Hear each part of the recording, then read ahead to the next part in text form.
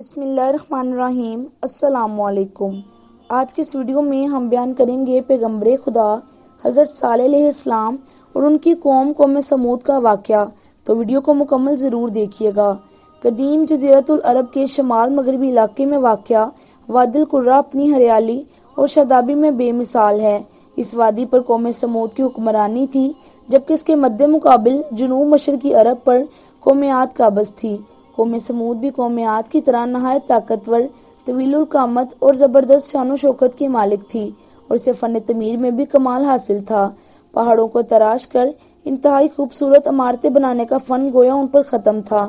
اس قوم کے دارالحکومت کا نام حجر تھا، جو حجاز مقدس سے شام جانے والے قدیم راستے پر واقع تھا۔ اب یہ علاقہ مدائن صالح کہلاتا ہے۔ مدائن صالح کے قدیم شہروں میں ایک العلا ہے، جو آج بھی بہت پر رونق اور آباد ہے۔ مدینہ منورہ سے تبوک جاتے ہوئے بڑی شاہراہ پر تقریباً 450 کلومیٹر کی مسافت پر یہ شہر واقع ہے۔ العلا شہر ہی سے وادی سمود میں داخلے کا راستہ ہے۔ سعودی حکومت نے وادی سمود کی تاریخی حیثیت کے پیش نظر 1972 میں اسے سیاحوں کے لیے کھول دیا تھا۔ یہاں کے ریلوے اسٹیشن کا نام بھی مدائن صالح اسٹیشن رکھا گیا ہے۔ تاہم وادی میں داخلے کے لیے محکمہ سیاحت سے اجازت نامہ لینا ضروری ہے۔ یہ لکودک میدان اور چٹیل بیاباں 18 سے 20 مربع میل پر پھیلا ہوا ہے، جہاں ہزاروں ایکڑ کے رقبے پر وہ خوبصورت تاریخی عمارات ہیں جنہیں قوم سمود نے سخت سرخ چٹانیں تراش کر بنایا تھا۔ دوسری جانب نرم میدانی علاقوں میں عالیشان مکانات کے کھنڈرات ہیں۔ 1000 سال قبل مسیح کے ان فن پاروں کو دیکھ کر آج کے جدید ترقی یافتہ انسان اور ماہر تعمیرات حیران رہ جاتے ہیں۔ سرخ پہاڑوں کے اندر اس شہر خاموشاں کی ہزاروں تاریخی عمارتوں کی موجودگی یہ بتاتی ہے کہ اس زمانے میں بھی اس شہر کی آبادی 4 یا 5 لاکھ سے کم نہ ہوگی۔ جیسے ان کی بدعمالیوں اور نافرمانیوں کے سبب ایک زوردار، تیز اور ہولناک آواز کے ذریعے آنن فانن ہلاک کر دیا گیا تھا۔ قرآن پاک میں سورۃ الفجر آیت نمبر 9 میں اللہ تعالیٰ فرماتا ہے، اور سمود کے ساتھ کیا جو وادی قرہ میں پتھر تراشتے اور گھر بناتے تھے۔ 2008 میں اقوام متحدہ کے ادارے یونیسکو نے اسے سعودی عرب کا پہلا عالمی ورثہ قرار دیا۔ اس قوم کو سمود اس لیے کہا جاتا ہے کہ ان کے جد اعلیٰ سمود تھے۔ یہ قوم سامی اقوام کی ایک شاخ ہے اور قوم عاد ہی کا بقیہ گروہ ہے، جو کہ عاد اولیٰ کی ہلاکت کے وقت حضرت ہود علیہ السلام کے ساتھ بچ گئے تھے۔ یہی لوگ عاد ثانیہ کے نام سے مشہور ہوئے۔ حضرت ہود اور ان کی قوم عاد پر ایک تفصیلی ویڈیو چینل پر موجود ہے، جس کا لنک آپ کو ڈسکرپشن میں مل جائے گا۔ قوم سمود اپنے عالی شان محلات، سرسبز و شاداب کھیت کھلیان، خوبصورت مرغزاروں اور نعمتوں کی فراوانی کے سبب غرور، تکبر اور سرکشی کے نشے میں چور تھے، اور چونکہ تکبر اور کفر کا چولی دامن کا ساتھ ہے تو یہ بھی ابلیس کا پیروکار بن گئے۔ حالانکہ کچھ ہی عرصے پہلے قوم عاد پر قہر الہی کے مناظر ان کے سامنے تھے۔ یہ بھی اپنے ہاتھوں سے تراشے ہوئے پتھر کے خداؤں کی عبادت کرتے تھے۔ ان کے معاشرے سے حق و انصاف ناپید ہو چکا تھا۔ بے حیائی، فحاشی آخری حدود چھو رہی تھی۔ مقدس انسانی رشتوں کا احترام ختم ہو چکا تھا۔ رقص و سرور، عیش و عشرت، شراب و شباب ان کی زندگیوں کے لازمی جز بن چکے تھے۔ ایسے میں اللہ تعالیٰ نے اس قوم میں سے ایک خدا طرز اور بہت نیک انسان حضرت صالح علیہ السلام کو نبوت کے منصب پر فائز فرمایا۔ حضرت صالح علیہ السلام سام بن نوح علیہ السلام کے بیٹے ارم کی اولاد میں سے تھے۔ امام مغوی رضی اللہ تعالیٰ عنہ نے آپ کا نسب نامہ اس طرح بیان کیا ہے: صالح بن عبید بن آصف بن ماشہ بن عبید بن ہاور بن سمود بن عاد بن اوس بن ارم بن سام بن نوح علیہ السلام۔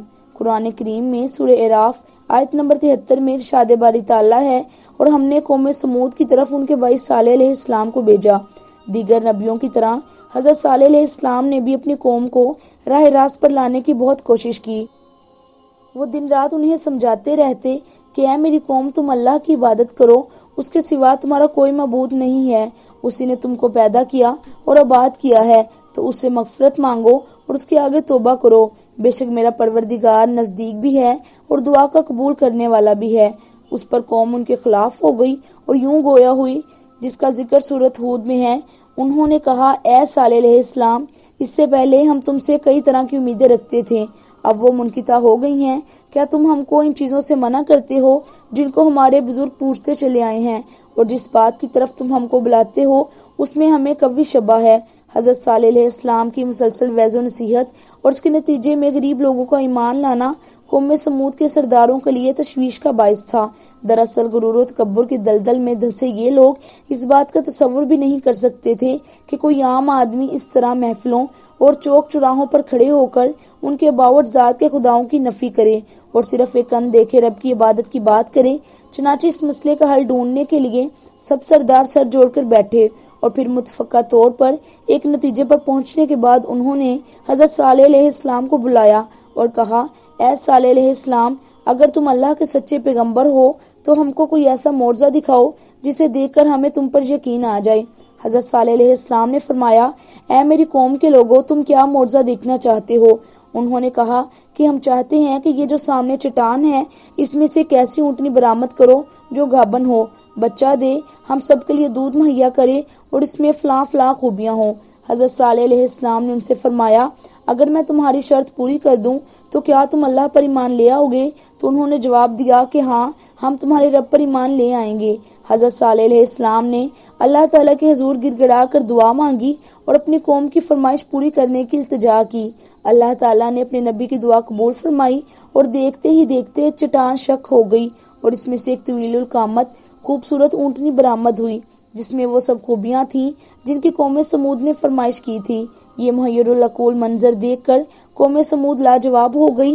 اس موقع پر قوم کے سرداروں میں سے ایک جندہ بن عمرو بن محلاد بن لبید اپنے چند ساتھیوں کے ساتھ ایمان لے آیا، لیکن اکثریت اپنی ہٹ درمی پر قائم رہی اور اسے جادو کا کمال ظاہر کرتی رہی۔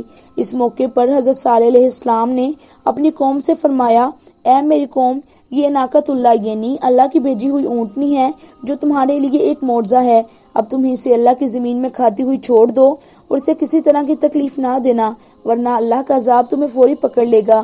یہ سورہ ہود آیت نمبر 64 میں بیان کیا گیا ہے۔ اونٹنی اور اس کا بچہ سارا دن نخلستان میں چرتے رہتے تھے۔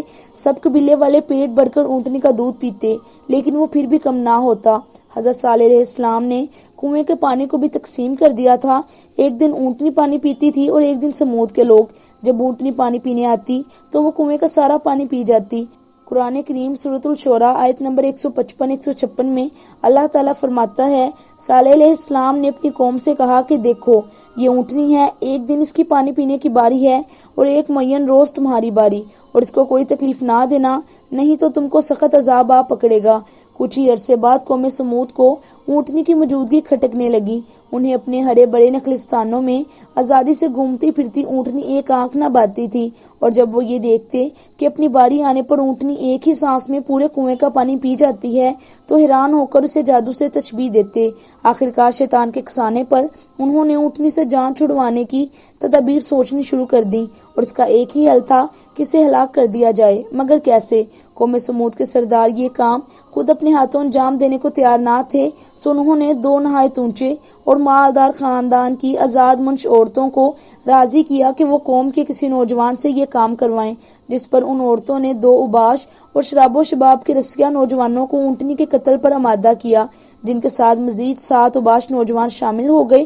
قرآن پاک کی سورہ نمل میں اللہ تعالیٰ نے حضرت صالح علیہ السلام کا واقعہ بیان کرتے ہوئے فرمایا ہے کہ شہر میں 9 افراد کی ایک جماعت تھی جو ملک میں فساد مچاتے پھرتے تھے اور اصلاح نہیں کرتے تھے، اور پھر حسب پروگرام ایک دن یہ 9 افراد اونٹنی کے انتظار میں کنویں کے پاس گھات لگا کر بیٹھ گئے، جبکہ قوم کے لوگ اللہ کے عذاب کے ڈر سے چھپ کر یہ منظر دیکھنے لگے۔ جب اونٹنی کنویں کے قریب آئی تو مزدہ نامی شخص نے تیر چلایا جو اس کی پنڈلی میں پوست ہو گیا اور ٹانک سے خون کا فوارہ جاری ہو گیا۔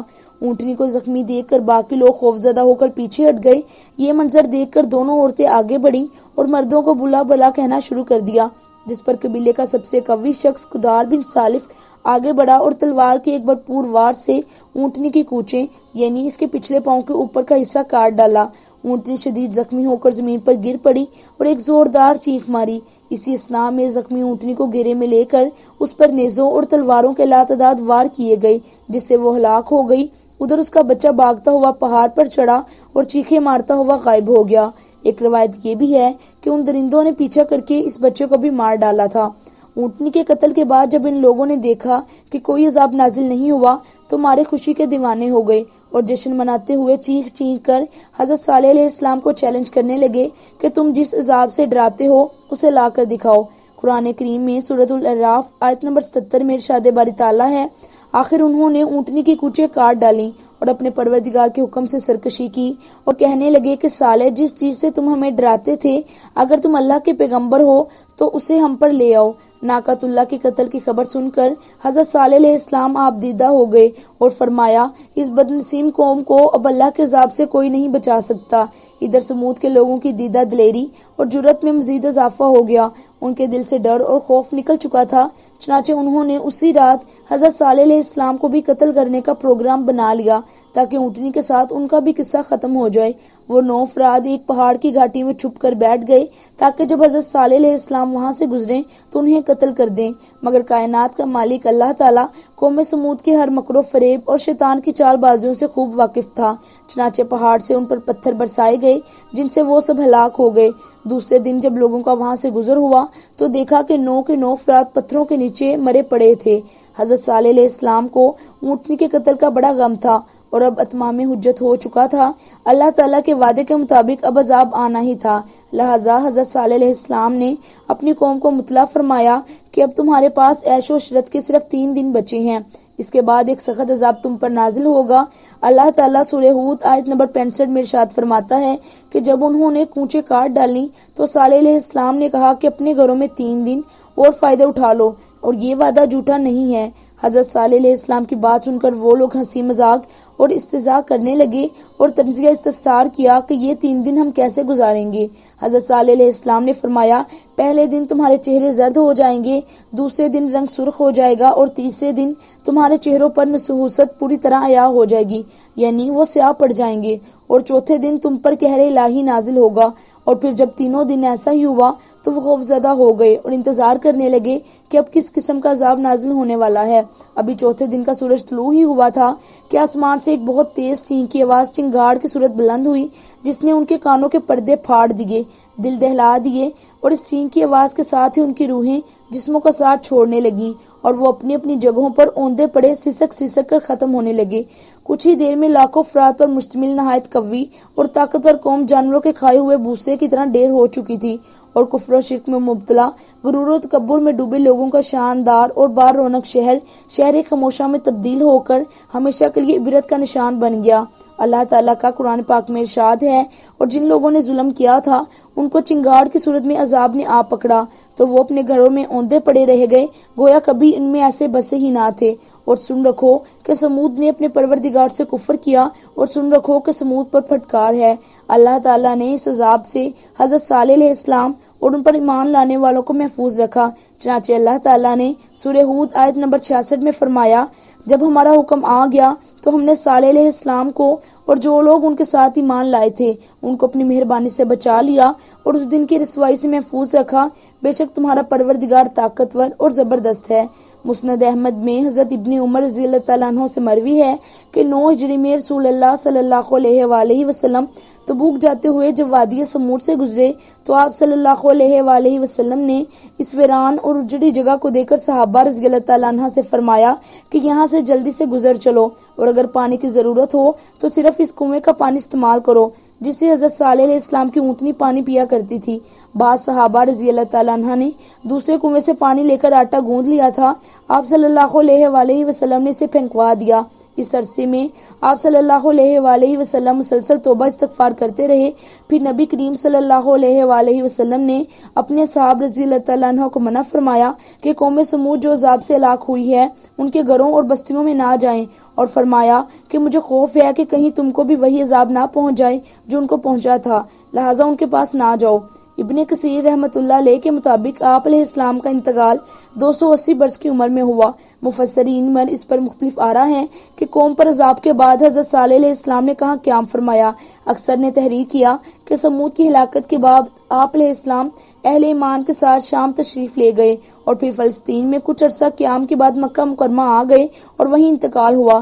ایک رائے یہ بھی ہے کہ حضرت صالح علیہ السلام قوم پر عذاب کے بعد عمان سلالہ سے 200 کلومیٹر دور ناسک کے مقام پر آباد ہو گئے جہاں ان کا انتقال ہوا۔ ناسک میں ان سے منسوب ایک مزار بھی ہے جہاں زائرین کثیر تعداد میں فاتحہ کے لیے آتے ہیں۔ تو یہ تھی ہماری آج کی ویڈیو۔ آئی ہوپ کہ آپ کو ویڈیو پسند آئی ہوگی۔